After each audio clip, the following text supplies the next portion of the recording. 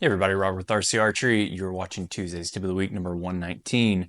In this week's video, we're going to talk about our bow hand, setting the grip correctly, and also the angle that puts our elbow in that helps us seat our shoulder. This is going to help you hold steadier on target. And a lot of people overlook this, especially if you're newer to archery.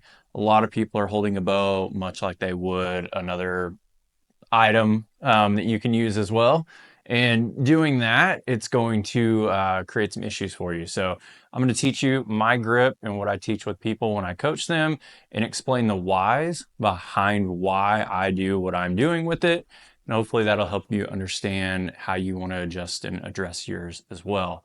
In the members video this week, we're going to use the other hand, our release hand, and I'm going to give you a tip on how I am setting my hand up in the string and in the loop whenever you're getting first started into your shot process that makes execution of the release much simpler and actually a natural motion and reaction. So that'll be a really good video to watch as well if you're a member of this channel. If you're not and you want to check those two membership portions out, down below there's a join button you can click on, and that'll give you some more info so you can see the two different packages and what you get with each of those. All right, the first thing I want to do is go over some terms, let you see kind of what we're looking at when it comes to the hand and kind of understanding the whys behind that when we get started here.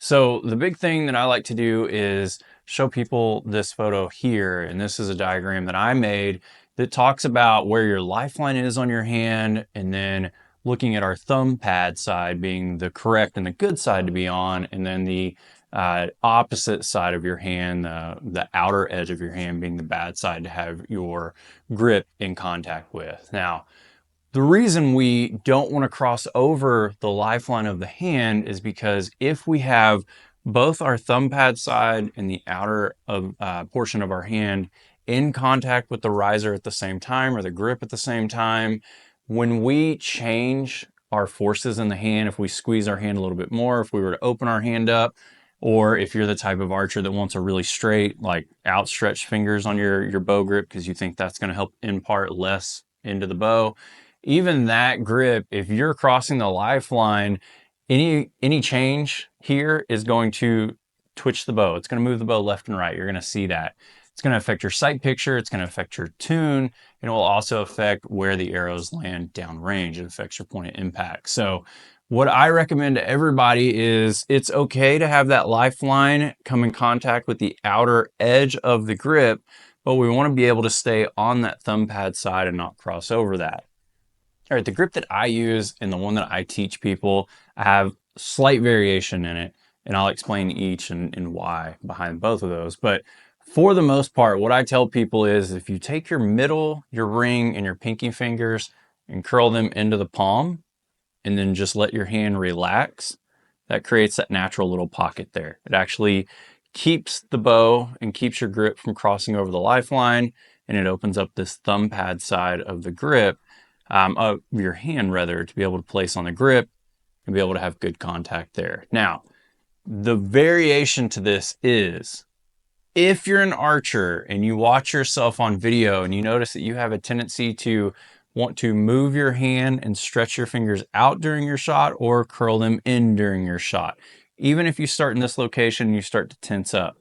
The variation that I will tell people on that is go ahead and curl the middle, the pinky, and the ring finger into your palm, and then have a slight bit of tension pushing into your palm with those fingertips.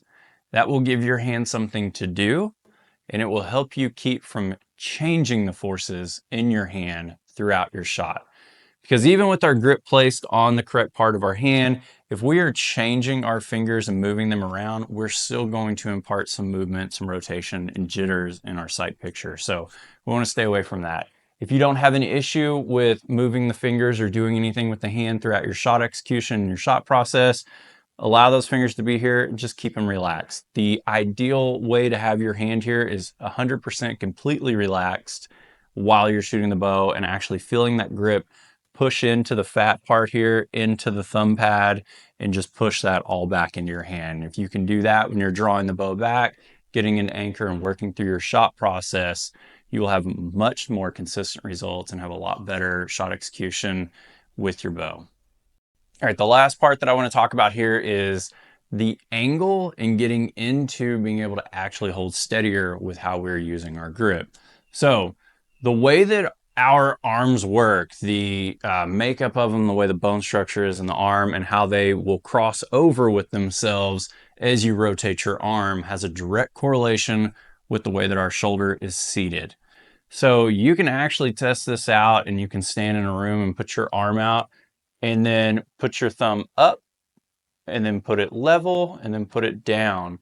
And you can see that as you're turning this around with your hand on your shoulder, you can actually feel that shoulder start to come up out of the socket, out of all those stabilizing muscles, go back down into them, and then come upwards again and actually create a little bit more problems.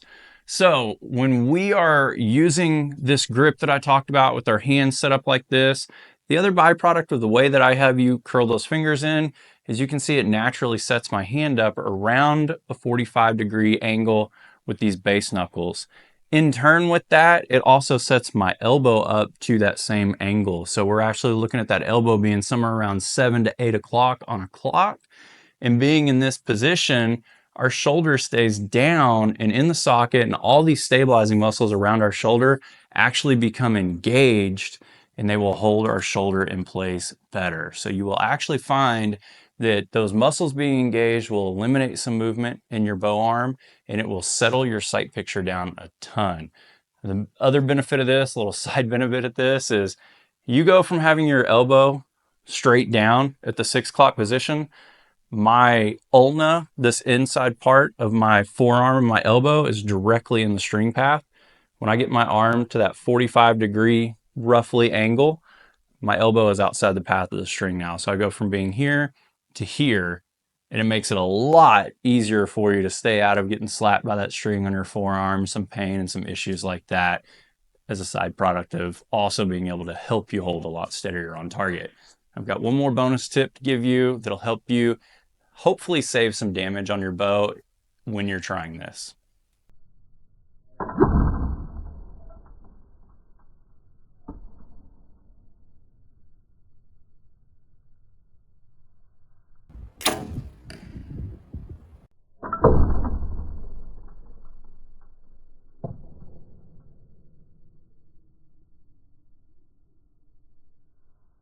Using one of these, a finger sling or a wrist sling that goes over your wrist that you put your hand into in the bow, will potentially help you save yourself from a lot of damage. It'll help you keep from letting this bow come out of your hand with a surprise shot. And it will also, over time, allow you to maintain a soft and relaxed bow hand, because you know that that bow will be able to come out and it's going to be caught with this sling, whether it's on your fingers or on your wrist, and you don't have to worry about having to reach out and catch the bow. I see a lot of people when they start working through this with this grip style, your hand isn't fully engaged, you're not choking the bow down, you're not doing something with it, and they will start reaching out for the bow, or they'll start anticipating the shot firing and they'll start squeezing down on the riser or on their grip and create some problems. So having something super simple like this little finger sling here or a wrist sling on a bow will save you a lot of problems with either dropping your bow or the anticipatory factor of wanting to squeeze your hand, create some problems in your grip and some issues like that. Thank you everybody for watching this video. If you would like to see that member video, that'll be live now as well. If you're a member of this channel, check that one out. It's really cool. And then if you are still watching to this point, comment down below archery vision. I appreciate all of you watching to the end of the videos, sharing these videos and liking them. Your comments and all of those combined help this with the algorithm and YouTube get these videos out to more people. And I really appreciate that, guys. Thank you very much, and I'll see you soon.